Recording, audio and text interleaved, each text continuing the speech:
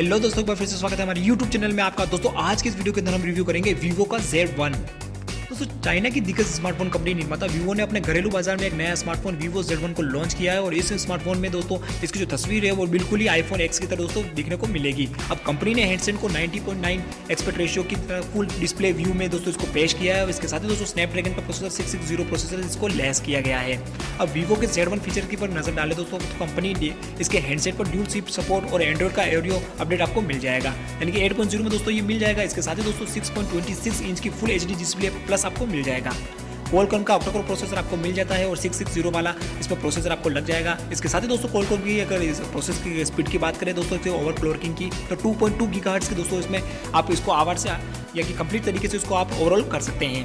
अगर दूसरी बात करें दोस्तों इसके GPU के बारे में तो एंड्रोइनो का 512 GPU आपको उसके अंदर मिल जाएगा, 4 GB की रैम मिल जाएगी, 64 GB का आपको स्टोरेज मिल जाएगा।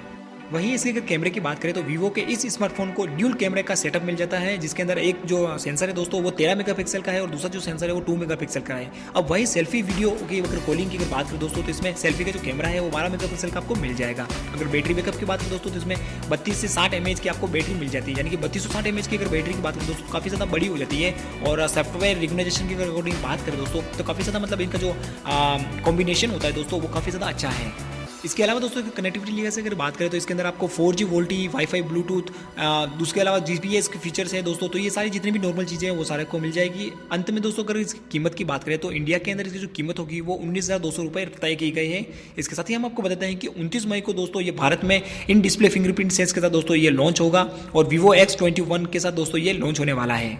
आई होप कि दोस्तों हमारी दी जानकारी अगर आपको पसंद है तो प्लीज़ हमारे वीडियो को लाइक करें, शेयर करें और ऐसे ही लेटेस्ट अपडेट के लिए हमारे चैनल को आज ही सब्सक्राइब करें।